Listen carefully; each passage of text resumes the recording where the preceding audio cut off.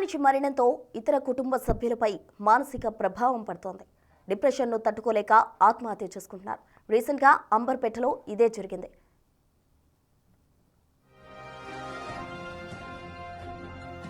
కుటుంబంలోని ముగ్గురు ఊరేసుకొని చనిపోవడంపై అనుమానాలు వ్యక్తమవుతున్నాయి. కొద్ది రోజుల క్రితమే శ్రీనివాస్ పెద్ద కుమార్తె ఆత్మహత్య చేసుకుంది. ఆ తరువాత కుటుంబం డిప్రెషన్లోకి వెళ్ళింది.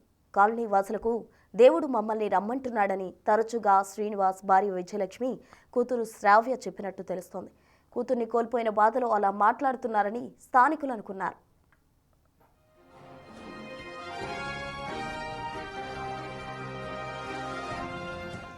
కుమార్తె మృతితో ఓ తల్లి ఆత్మహత్య చేసుకుంది. ఈ ఘటన సంగారెడ్డి జిల్లా ఎల్గోయి గ్రామంలో చోటు చేసుకుంది. లావణ్య వెంకట్ల కూతురు ఐషు జ్వరంతో బాధపడుతుండటంతో హైదరాబాద్లోని నిలోఫర్ హాస్పిటల్లో ట్రీట్మెంట్కి తీసుకెళ్లారు. అక్కడ చికిత్స పొందుతూ శనివారం ఉదయం మృతి చెందింది. కుమార్తె మృతిని తట్టుకోలేక తల్లి సాయంత్రం ఇంట్లో ఊరేసుకుని చనిపోయింది. దీంతో ఆ గ్రామంలో విషాద ఛాయలు అలుముకున్నాయి.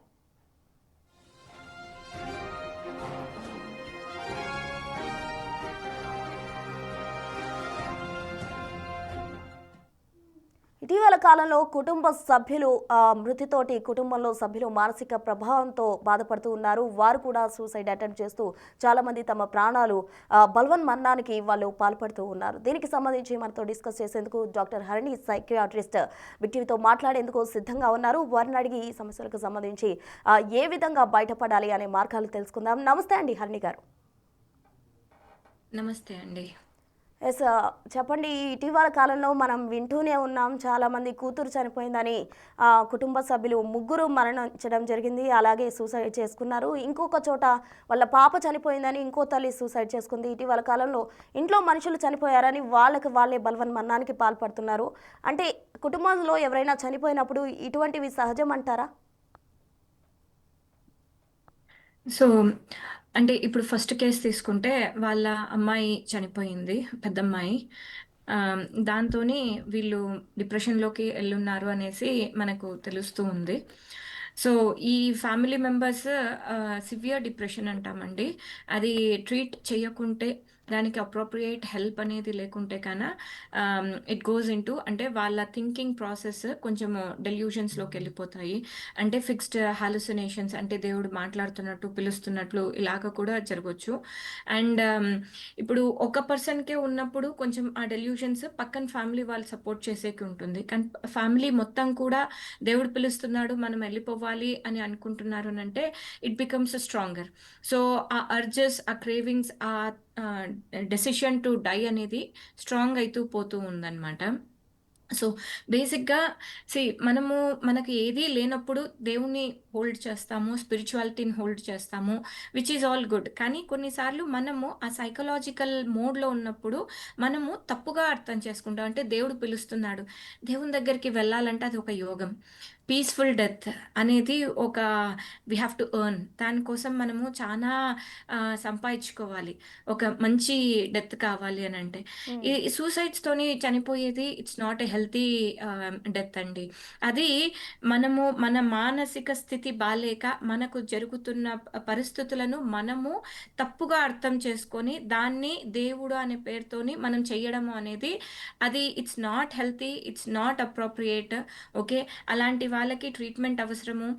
ఎట్లయితే హార్ట్ అటాక్ వస్తుంది స్టార్ట్ అంటే ఒక విండో పీరియడ్ ఉంటుందండి. హార్ట్ అటాక్ రాకముందు అంటే వాళ్ళు unhealthy eating, unhealthy life styles నుంచి మధ్యలో చానా పాయింట్స్‌లలో రెగ్యులర్ చెకప్స్ చేపించుకునేది, రెగ్యులర్‌గా ఇవి చేసేది. అందులో ఆ హార్ట్ అటాక్ వస్తుంది, పెయిన్ వచ్చిపోతుంది అన్నప్పుడు కూడా మనం ఆ బ్లాక్ ఓపెన్ చేసేకి ఏమైతే ప్రయత్నాలు చేస్తామో ఇంటర్వెన్షన్స్, అలాగే ఒక డెత్ అనేది రాకముందు, సూసైడ్ అనేది చేసుకోకముందు ఆ ఇంటర్వెన్షన్స్ అనేది మనం చేసుకుంటే డెత్ ఈస్ ప్రివెంటబుల్.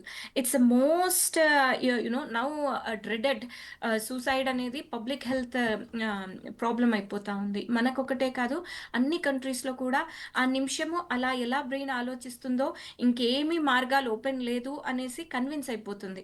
సో, ఈ సూసైడ్‌కనేది పాల్పడుతున్నాం. ఆ టైంలో కొంచెం మనము ఒక హోప్, ఒక ఆహ్, యు నో ఆ అర్జెస్ అనే దానిలో నుంచి పక్కన తెచ్చేసి బ్యూటిఫుల్ లైఫ్ ఉంది. ఆ చిన్నమ్మాయి, రెండో అమ్మాయికి ఎంత మంచిగా మంచి లైఫ్ ఉంది. హ్మ్. ఇప్పుడు ఫాదర్ ఒకటే చనిపోతే తను he would think what will happen to the wife. Wife పోనీ వీళ్ళు పేరెంట్స్ చనిపోతే ఆ అమ్మాయి ఎలాగా? సో, ఒకరికొకళ్ళు బాధపడకూడదు అనేసి ఇలా చేసుకోవడము it's not at all healthy. అనవసరంగా పక్కన వాళ్ళు స్టిమ్యులేట్ అవుతారు. అనవసరంగా ఇది దేవుడు, ఇది వాళ్ళు నిజంగా పిలిచినారు. ఇవన్నీ కూడా వాస్తవాలు కాదండి. సో, అనవసరంగా మనము అంటే ఒక అంటే హరిణి గారు రిలీజియన్ ఒక ఇది అని పెట్టడం వలన మనము చెప్పండి. ఇప్పుడు వీళ్ళు దేవుడు పిలుస్తున్నాడు, మేము వెళ్తున్నాం అని చెప్పినప్పుడు చుట్టుపక్కల వాళ్ళంతా కూడా సాధారణంగా కూతురు చనిపోయింది కాబట్టి ఆ బాధలో మాట్లాడుతున్నారు అనుకున్నారు. సహజంగా కుటుంబంలో ఎవరైనా చనిపోయినప్పుడు నేను బ్రతకడం ఇంకా అసాధ్యం, నా బిడ్డ లేకుండా ఉండడం, ఇటువంటి మాటలు వింటూ ఉంటాము. అయితే ఇప్పుడు ఈ ఫ్యామిలీ విషయానికి వస్తే వాళ్ళు ముగ్గురు కూడా దేవుడు పిలుస్తున్నాడు అని వెళ్ళిపోయి ఎలా గుర్తించాలంటారు ఇటువంటి కండిషన్‌ని?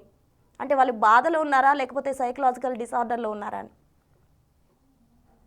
అమ్మ దేవుడు ఆహ్, నిజంగా పిలుస్తున్నాడు అనేది మనము ఎంతవరకు అంటే ఏమవుతుంది పర్టిక్యులర్‌గా ఈ కాంటెక్స్‌లో. ఓకే. ఈ కాంటెక్స్‌లో నిజంగా దేవుడు పిలుస్తున్నాడా? దేవుడు పిలిచేది అనంటే మనకి మంచి పని చేసేకి ఉంటుంది. ఒకవేళ నిజంగా వాస్తవంగా స్పిరిచ్యువల్‌గా ఆలోచిస్తే కానీ ఇక్కడ చనిపోవాలి అనుకోవడము అది దేవుని పని కాదు. అదైతే మనకు తెలుస్తుంది కదా! హ్మ్. సో, వీళ్ళు ముగ్గురు కూడా రోజు ఇవే మాట్లాడుతూ ప్రాబబ్లీ అలా ఫిక్స్ అయిపోతూ వస్తూ ఉన్నారనమాట. అంటే థాట్స్ వాళ్ళకి కన్విన్స్ అయిపోతుంది. ఒకళ్ళొకళ్ళు ఇంక ఇది మనకనవసరం. డిప్రెషన్‌లోకి పోయినప్పుడు మనకు నారో విజన్ అంటామండి. ఫాగీగా అయిపోతుంది.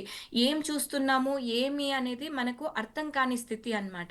సో, ఆ స్థితిలో మనం డెసిషన్స్ తీసుకోవడం కూడా ఆహ్, చానా కేర్‌ఫుల్ ఉండాలి అని చెప్తాము. ఆ డిప్రెషన్‌లో ఉన్నప్పుడు ఆహ్, ఏవైనా సైన్ చేయడం కానీ, ఏవైనా అంటే లైఫ్ చేంజింగ్ డెసిషన్స్ అనేటివి తీసుకోకూడదు అని చెప్తాము. సో, వీళ్ళు ముగ్గురు అలా చెప్తున్నారు అనంటే యాస్ ఎ ఫ్యామిలీ వాళ్ళు హెల్ప్ చేసుకోలేకపోతున్నట్టు. సో, ఇంకెవరన్నా వాళ్ళకి కాదండి మీరొకసారి కౌన్సిలర్స్‌నన్నా చూడండి. లేకుంటే స్పిరిచ్యువల్ అలా ఎలా అవుతుంది అని కొంచెం మనము ప్రశ్నించగలిగితే వాళ్ళకి కూడా అంటే అది వాస్తవమా? లేకుంటే అది వాళ్ళు భ్రమపడుతున్నారా? హ్మ్. అపోహ పడుతున్నారా? అంటే డెల్యూషనల్ థాట్స్ అంటాము. ఏమి అనేది మనకు కూడా అర్థమవుతుంది.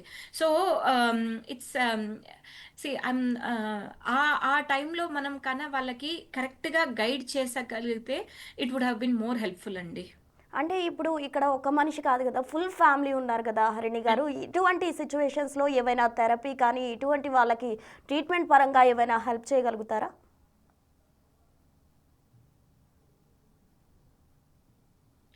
సీమ డెల్యూషన్స్ ఒక సింగిల్ పర్సన్‌కి వస్తే ఓకే. Single delusional. కానీ ఇద్దరు పర్సన్స్‌కు రావచ్చు. లేకుంటే మొత్తం మాస్ డెల్యూషన్స్ అంటాము. ఇవన్నీ సైకియాట్రీలో టర్మ్స్ కూడా ఉన్నాయి. అంటే okay. It's not like unknown thing. They are present in psychiatry which have been described అనమాట. ఓకే. సో, ఇద్దరు మొగుడు, పెళ్ళాలు ఒక ప్రైమరీ థాట్ ఉంటుందనమాట ఒక పర్సన్‌కి. Secondary person shares that delusion and starts believing this అనమాట. సో, ఇప్పుడేం చేయాలి? వీళ్ళకి ట్రీట్మెంట్ చేయాలి అంటే కొన్నిసార్లు వీళ్ళిద్దరిని కొంచెం దూరం పెట్టేసి అంటే ఒకళ్ళొకళ్ళు షేరింగ్ లేకుంటే ఈ సెకండ్ పర్సన్ ఈ ప్రైమరీ పర్సన్ నుంచి వచ్చిన డెల్యూషన్ వీక్ అయిపోతుంది. అంటే కాకపోవచ్చేమో అనే ఆహ్, మనం వీళ్ళతో వర్క్ చేయడం ఈజీ అవుతుంది. ఓకే. సో, ఇక్కడ మనము ట్రీట్మెంట్ అనేది చేసుకోగలిగితే ఓకే. ఈ అనేటివి జరుగుతుంటాయి. అంటే ఒక థాట్‌ని అంద ఆహ్, మెయిన్‌గా ఒక పర్సన్ ఉంటుందన్నమాట డెల్యూషన్. మిగతా వాళ్ళు షేర్ చేస్తారు. So, okay. దాంతోని అది మాస్ ఎఫెక్ట్ అయినప్పుడు ఇంకా స్ట్రాంగ్ అవుతుంది. ఎక్కడ కూడా వద్దు అనే రెసిస్టెన్స్ ఉండదు. లేకుంటే ఆల్టర్‌నేటివ్ పాజిటివ్ థింకింగ్ అంటాము.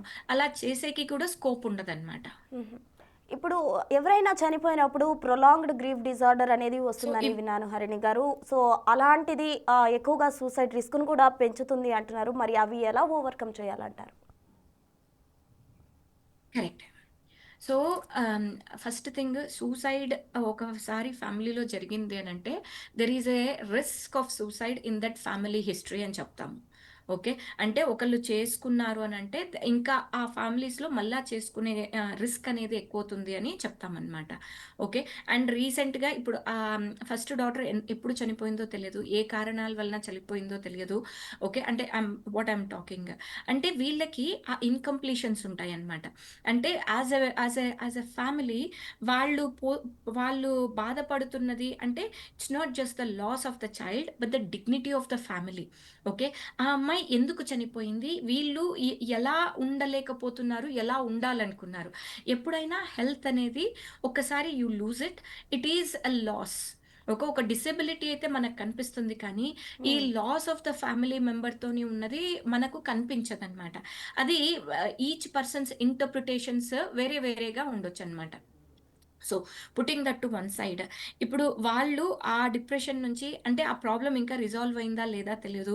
వాళ్ళకి ఒక క్లోజర్ వచ్చిందా?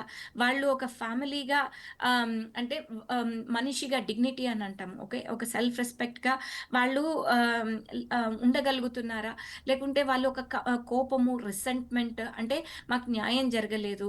ఇక్కడ వీళ్ళెవరు ఇది చేసుకోలేదు. ఈ లోకం మంచిది కాదు అని అంటే వాళ్ళ థాట్ ప్రాసెస్ ఎలా ఎవాల్వ్ అయింది. ఎప్పుడైనా చనిపోయినప్పుడు బెరీవ్‌మెంట్ రియాక్షన్ అని చెప్తాము. దాంట్లో స్టేజెస్ ఉంటాయన్నమాట. అంటే ఫస్ట్ విన్నప్పుడు షాక్ ఉంటుంది. ఓకే. తర్వాత డినయల్ ఉంటది. ఇది కాకపోతే బావుంటదేమో, ఇంకేమన్నా నేను వినకుండుంటే బావుంటుందేమో, ఇప్పుడు ఈ న్యూస్ తప్పయింటే బావుంటుందేమో అనే యూ నో ఇదిలో ఉంటారనమాట. ఆ తర్వాత కోపం. అంటే హ్మ్, ఎందుకిలా జరిగింది? ప్రతి ఒక్క మనిషి మీద బ్లేమింగ్ లేకుంటే దేవుడు ఇలా చేసుకోలేదు, లేకుంటే వీళ్ళు ఇలా చేసున్నారు. కోపం అనే పెథలాజికల్ అంటే మామూలుగా 1 ఇయర్‌లో ఈ ప్రాసెస్ అంతా అయిపోవాలని చెప్తా. యూజువల్‌గా 1 మంత్‌లో they settle down, they feel better and everything. కానీ ఈ పెథలాజికల్ బిరీవ్‌మెంట్ అంటే ఆహ్, ఈ యాంగర్ తర్వాత డిప్రెసివ్ ఎపిసోడ్ ఉంటుంది. తర్వాత నార్మల్సీకొస్తారు. ఈ ఎపిసోడ్స్ అనేది కొంతమందికి టూ మచ్ ఉంటది. అంటే కొందరొచ్చి అసలు చనిపోయినట్టే అనిపించట్లేదు అని అంటారు. అంటే ఇంకా షాక్ ప్రాసెస్ కూడా కాలేదు అనేసి. కొంతమంది ఆ కోపము ఎందుకు చేసినారు? లేకుంటే ఇంకా కాకుంటే బావుంటుండేనేమో, ఇంకెవరన్నా ఇదయ్యుంటేనేమో, ఆ బ్లేమ్ ఇవన్నీ అంటే యాక్సెప్టెన్సీ రావట్లేదనమాట. సో, ఈ ఓకే. ప్రాసెస్‌లో ఏమవుతుంది అంటే they are still struggling to understand and comprehend the situation అనమాట. అంటే అక్కడ జరిగిన సిట్యుయేషన్స్ కానీ, అక్కడ జరిగిన ఇన్సిడెంట్స్ కానీ, ఇంకా లైఫ్‌లో వాళ్ళు అగ్రీమెంట్‌కి రాలేదు అన్నట్టు. హ్మ్. సో, అలాంటి ప్రాసెస్‌లో వాళ్ళు ఓకే. అంటే ఆ థింకింగ్‌లో వాళ్ళు నిజంగానే కొన్నిసార్లు హాలుసినేషన్స్‌కెళ్ళిపోతారు. ఎప్పుడైనా అన్‌ట్రీటెడ్ డిప్రెషన్స్ అనేటివి ప్రోగ్రెస్ అవుతాయి. ఆ ఓకే. ప్రోగ్రెషన్ చాలా సివియర్‌గా కూడా కావచ్చు. To the extent of hearing noises and voices. Okay. Seeing things. కొన్నిసార్లు గాడ్ విజన్స్ ఉండొచ్చు. లేకుంటే వాళ్ళు మిస్‌ఇంటర్‌ప్రిటేషన్స్ అంటాము. అంటే ఏదైనా టెక్స్ట్ మెసేజ్ వచ్చిందనుకో, ఓహ్! ఇది కూడా వచ్చింది. అంటే నేను చనిపోవాలి. అంటే మేము కరెక్ట్‌గానే అనుకుంటున్నాము. అంటే యూ నో ఇలాంటివన్నీ కూడా ఇంటర్‌ప్రిటేషన్స్ అనేటివి తప్పు జరగడం స్టార్ట్ అవుతాయన్నమాట. ఓకే. వాళ్ళకి వాళ్ళే సో, అనుకుంటుంటారు. వీళ్ళు ఇంకా అనుకుంటుంటారు. అది ఒక పర్సన్ చెప్పడంతో మిగతా వాళ్ళు కూడా ఇంక ఇంతే అనేది కన్విన్స్ అయిపోతారు. హ్మ్. మామూలుగా ఒక్క పర్సనే ఉంటే కన్నా మిగతా పేరెంట్సో కాదమ్మా అట్లా కాదు. ఎందుకు నువ్వు స్టడీస్ గురించి ఇట్లా అనుకుంటావు? నువ్వు చదువుతావు కదా! వచ్చినంత చదువుకో. నువ్వు సూసైడ్ ఎందుకంటావు? అనేసి ఎవరో ఒకళ్ళు పాజిటివ్‌గా చెప్పేవాళ్ళు ఆ ఫ్యామిలీలో దే ల్యాక్ అనమాట. Because all 3 of them get convinced because all 3 of them are traumatized. ఆ same trauma whatever they are going through ఆ ముగ్గురు సేమ్ అలాగే ఫేస్ చేస్తూ దాన్ని భరించలేక వాళ్ళు ఒక్కొక్కటి అంటే సింపుల్‌గా చెప్పాలంటే ఇదిగో పులి అంటే అదిగో తోక అనేసి వాళ్ళు ఓకే. ఒక స్టోరీలోకెళ్ళిపోతారు. హ్మ్. దాంతోని అది వాస్తవం అనుకోని ముగ్గురు కూడా ఇలాగా చనిపోతేనే బెటర్ అనేది కంక్లూషన్‌కొస్తారు. So, coming to second incident. ఇంకో ఇన్సిడెంట్ చూస్తే కమింగ్ టు కూతురు సెకండ్ కేస్. మృత్యువాత పడిందని చెప్పి ఇంటికి వెళ్ళిపోయి తల్లి కూడా ఆత్మహత్య చేసుకుంది. అంటే సడన్ డెసిషన్ తీసుకుంది అనుకోవచ్చా? అంటే ఆత్మహత్యకు సంబంధించి దీర్ఘకాలిక ఆత్మహత్య ఆలోచనలు చాలా మందికి ఉంటూ ఉంటాయి. కొంతమంది సడన్‌గా చాలా తీవ్రమైన డెసిషన్స్ తీసుకుంటూ ఉంటారు. ఈ ఆలోచనలు ఏ విధంగా చూడాలంటారు? వేరియేషన్ ఏంటి రెండింటికి? సో, ఇక్కడ చూస్తే ఈ 2 కేసెస్ చూస్తే, ఇప్పుడు ఫస్ట్ కేస్‌లో వాళ్ళ అమ్మాయి చనిపోయింది. అండ్ కొన్నాళ్ళ తర్వాత అంటే వాళ్ళు ఇల్లు మారినారు. ఇంకో ప్లేస్‌లో సెటిల్ కాడానికి పోయినారు. కానీ కుదరలేదు. అంటే the depression was progressing and that's how it happened. Second కేస్‌లో చూస్తే ఇక్కడ తల్లి అంటే I think from what I understand guilt feeling అంటాము. ఓకే. నేను నా పిల్లని చూసుకోలేకపోయినాను. లేకుంటే హ్మ్. నేనేం చేయలేకపోయినాను. ఇంక నా లైఫ్ ఎందుకు? ఇది కుడ్ బి ఆమెలో వచ్చిన గిల్ట్ అయ్యుండొచ్చు. లేకుంటే చుట్టుపక్కన ఏం చేసినావు? ఎందుకు చూసుకోలేదు? అని ఎవరన్నా అడగడం వలన కూడా అయ్యుండొచ్చు. సో, ఇక్కడ మార్నింగ్ జరిగింది. ఈవినింగ్‌కంతా ఇలాగా అంటే she was in that initial phases of shock, denial, rejection. So it was like a acute stress reaction, acute bereavement reaction. So ఇలా జరిగింది, ఇంకా నేను ఉండడం వేస్ట్. ఇంపల్సివ్ డెసిషన్స్ అంటామన్నమాట. ఇంపల్సివ్ అంటే ఆ కొద్దిగా సేపు నేను ఇంకా లైఫ్ హోప్లెస్, ఎవరు ఇంకా దాన్ని మార్చలేరు, ఇది వాస్తవం.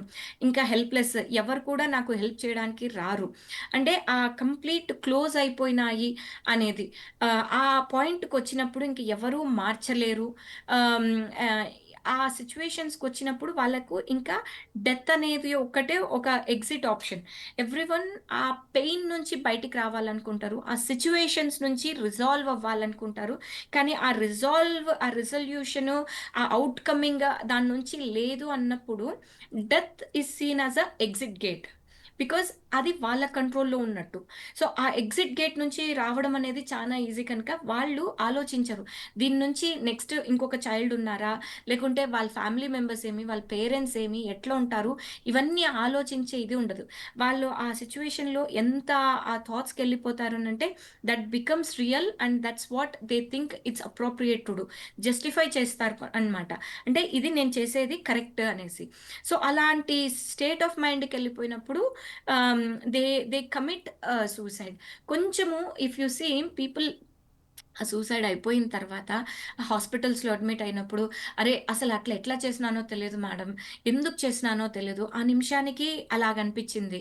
కొంతమంది కొన్ని టాబ్లెట్స్ యేసుకొని వచ్చేస్తారు. సో, ఏమి అని అడిగితే ఆ టాబ్లెట్స్‌కే చనిపోతావంటే, ఎట్లా చనిపోతావు? ఏమి ఇవన్నీ నేను ఆ సెకండ్‌కి అర్థం కాలేదు. నేను చనిపోవాలి. నేను ఇక్కడి నుంచి ప్రాబ్లమ్ నుంచి ఐ హావ్ టు క్విట్ అనే ఒక థాట్ ఒకటే స్ట్రాంగ్‌గా ఉంది అని చెప్తారనమాట. కానీ ఒక్కసారి ఆ పక్కకొచ్చినాక ప్రతి ఒక్కళ్ళకు లైఫ్ లీడ్ చేయాలని ఉంటది. అంటే హ్మ్. They are alternatives. ఎప్పుడైనా లైఫ్ బ్యూటిఫుల్. జరుగుతూ ఉంటది. మళ్ళా చేంజ్ అవుతూ ఉంటది. ప్రోగ్రెస్ అవుతూ ఉంటది. సో, ఇట్స్ ఫర్ హర్ ఆ టైంకి అంటే మనము ఇంట్లో ఏ డెత్ అయినా కూడా మిగతా వాళ్ళని గమనించుకోవాలి. అంటే మిగతా వాళ్ళు ఎలా ఉన్నారు? ఆ సిట్యుయేషన్‌ని ఎలా హ్యాండిల్ చేసుకుంటున్నారు? వాళ్ళెంత సెల్ఫ్ బ్లేమ్ చేసుకుంటున్నారు? వాళ్ళ కోపింగ్ స్కిల్స్ ఏమి? వాళ్ళ సెన్సిటివిటీ ఏమి, రెసిలియన్స్ ఏమి, దాని నుంచి రాగలరా? వాళ్ళకేం సపోర్ట్ కావాలి? అనేది వెరీ, వెరీ ఇంపార్టెంట్ అనమాట. సో, ఒక వ్యక్తి సూసైడ్ థాట్స్ చేస్తున్నాడు. ఆయనకి సూసైడ్ థాట్స్ వస్తున్నాయి లేదా ఆమెకి సూసైడ్ థాట్స్ వస్తున్నాయని ఏవైనా సంకేతాలు మనకి తెలుస్తాయంటారా? ఇప్పుడు మనం చూస్తూ ఉన్నాం చిన్న చిన్న పిల్లలు కూడా క్లాస్‌లో మంచి మార్క్స్ రాలేదనో, లేకపోతే టీచర్ తిట్టారనో, అట్లా చాలామంది పిల్లలు కూడా సూసైడ్ అటెంప్ట్స్ చేస్తూ ఉన్నారు. చాలా చోట్ల ప్రేమ ఫలించలేదని కొంతమంది సూసైడ్ అటెంప్ట్స్ చేస్తూ ఉన్నారు. రెగ్యులర్‌గా కూడా సూసైడ్‌కి సంబంధించిన న్యూస్ మనం రెగ్యులర్‌గా వింటూనే ఉన్నాం. ఈ సూసైడల్ థాట్స్ రాకుండా ఏం చేయాలంటారు? సీ ఆహ్, నాకు డే టు డే కేసెస్‌లో కూడా ఇలాంటి సూసైడ్ థాట్స్‌తోని అంటే బాగా depressive thoughts, especially self driven studies గురించండి. అసలు చిన్న పిల్లలు సెవెంత్ క్లాస్, ఎయిత్ క్లాస్ దానికి కూడా వాళ్ళు అనుకున్న మార్క్స్ రాలేదు. మళ్ళా వచ్చింటాయి. టాప్ 5లోనే ఉంటారు. నేను ఫస్ట్ లేను అనేసి. ఓకే. అసలు వై? అంటే పేరెంట్స్ ఏమి అంటే వాళ్ళేమి అనరు. కానీ ఈ పిల్లలు దే కాంట్ టేక్ ఇట్. ఈ మధ్యన బ్రెయిన్స్ చాలా సెన్సిటివ్ అయిపోతున్నాయండి. వాళ్ళు ఆ సెల్ఫ్ రెగ్యులేషన్ అంటాము. అంటే ఏదైనా ప్రాబ్లమ్ వచ్చినప్పుడు పర్వాలేదు నేను మేనేజ్ చేసుకుంటాను. నెక్స్ట్ టైమ్ చూసుకుంటాను అనే ఈ కాన్సెప్ట్సే లేవు. ఆ ఎమోషనల్ కోషంట్ అంటాము. ఆ ఎమోషనల్ కోషంట్ అంటే ఐక్యూ అనేది ఏమిస్తే ఏం చదువుకోవాలి అనేది ఈ మధ్యన పిల్లలకి ఉంది కానీ, అది లేనప్పుడు ఎలా మేనేజ్ చేసుకోవాలనేది తెలియట్లేదు. ఒకటి అనుకున్నాక అదే కావాలనేదే జీవితం అయిపోతుంది. ఎగ్జామ్ అంటే ఎగ్జామ్‌లో ఫెయిల్ అంటే నేను లైఫ్‌లో ఫెయిల్. నాకు ఎగ్జామ్‌లో సరిగ్గా రాలేదంటే నేను యూజ్‌లెస్. ఆ ఎగ్జామ్‌ని నన్ను ఇంటర్నలైజ్ ఎందుకు చేసుకుంటున్నారు అనేది అసలు ఈ మధ్యన పిల్లలందరూ అలాగే అయిపోతున్నారు. అన్‌ఫార్చునేట్‌లీ అంటే వాళ్ళకు ఆ డిప్రెషన్ అనేది చిన్న వయసు నుంచే ఐ థింక్ సంథింగ్ చేంజెస్ అయితే చానా చూస్తున్నామండి. ఇప్పుడు వెనకటికి అమ్మ వాళ్ళు గట్టిగా కొట్టినారు, అయినా లేసి పరిగెత్తినాము, చదువుకోలేదు, ఫెయిల్ అయినాము, అయినా పర్వాలేదు దులుపుకొని పోయినాము. ఇలా ఉండే మెంటాలిటీ ఆ 2, 3 డికేడ్స్ కింద ఉన్న మనుషులిప్పుడు కనిపిచ్చట్లేదు. ఎంతసేపున్నా అరే! నాకు కాలేదు, నేనిది కాలేదు, నాకిది కావాలి అనేది to the extent of suicide అనేది అంత సింపుల్ అయిపోతా ఉంది. టు ద హ్మ్. అది విని, విని, విని ఇట్స్ బికమింగ్ టూ మచ్ అనమాట. I'm very upset and we have to do something as a community. Hold spirituality ఎక్కడ కూడా దేవుడు చెప్పడమ్మా. ఓకే. నేను చెప్తున్నాను కదా! మంచి పీస్‌ఫుల్ డెత్ అనేది ఒక అదృష్టం. దానికి యోగం చేయాలి. యోగం అంటే మంచి పనుల్లో ఉండాలి, మంచి మెడిటేషన్‌లో ఉండాలి, మంచి థాట్స్ తెచ్చుకోవాలి, మంచిగా ఉండాలి. మీ మీ ఎగ్జామ్‌లో పాస్ అయితేనే మీరు సక్సెస్‌ఫుల్. మీరు అనే ఇది కాన్సెప్ట్ నన్ని రిజెక్ట్ చేసినారు. నాకు ఇదయింది. టూ మచ్ ఆఫ్ అనే కాన్సెప్ట్ హోల్డ్ చేసి ఆ బాడీ కాన్షియస్‌నెస్ ఎక్కువైపోయి soul consciousness if you go into any spirituality you will understand. Soul consciousness అంటే what journey you are doing.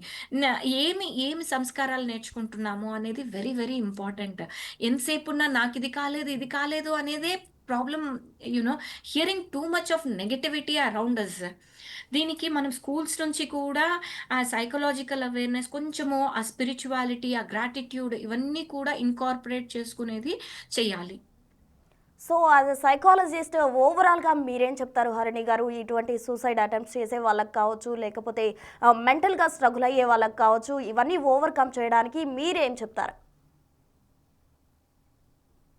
See ఆహ్, ఇప్పుడు ఆహ్, ఆ సిట్యుయేషన్‌లో ఈ ఎగ్జామ్‌లో నాకు కాలేదు కనుక మీరు చనిపోయిన కరెక్టు. కానీ ఆ ఎగ్జామ్‌లో పాస్ అయినప్పుడు I have achieved very well, I am happy అని అన్నా చెప్తారా? లేదు. అంటే ఆ ఎగ్జాము పాస్ అయ్యి మంచి మార్క్స్ వచ్చినప్పుడు హ్యాపీనెస్‌కి వాల్యూ ఇవ్వనప్పుడు, ఆ ఎగ్జామ్‌లో సరిగ్గా రానప్పుడు దానికి చనిపోవాలి అనే ఆ ఇంపార్టెన్స్ ఎందుకొస్తుంది? అంటే ఆ హ్యాపీనెస్ ఆ సాడ్‌నెస్‌కి ఆ వేరియేషన్‌కి వీళ్ళకి యూ నో ఆహ్, కనెక్ట్ లేకుండా పోతుందనమాట. ఆ మిస్ మ్యాచ్ అయితా ఉంది.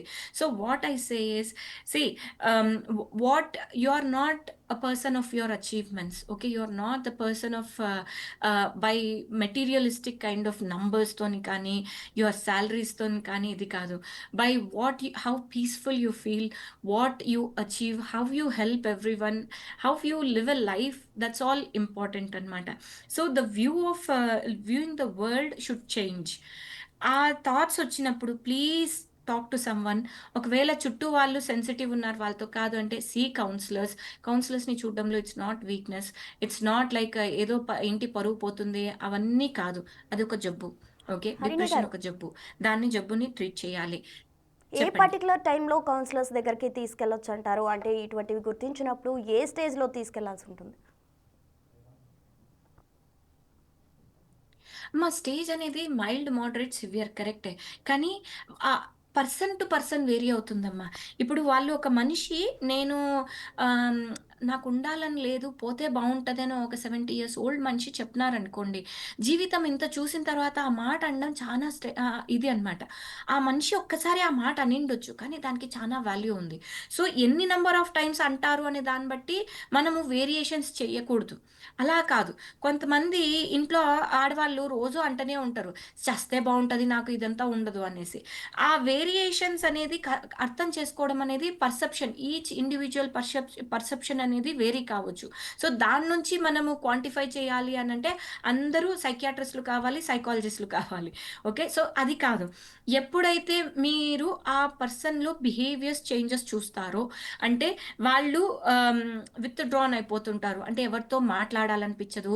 రోజు వాళ్ళు ఎంజాయ్ చేసే ఆహ్, ఒక ఫుడ్ కానీ, ఒక టీవీ ప్రోగ్రామ్ కానీ, అందరితో మాట్లాడడం కానీ, ఏదైతే హ్యాపీగా ఎంజాయ్ చేసేది ఉంటుందో వాళ్ళకి ఆ ఎంజాయ్‌మెంట్ రావట్లేదు. వాళ్ళు దానిల కోసం పోవట్లేదు. ఒక దిగులుగా బయట ఉన్నంతసేపు ఫ్రెండ్స్‌తో బానే ఉంటున్నారు. లోన్‌లీగా రాంగానే ఇంక లోన్‌లీ ఇంక అయిపోయింది.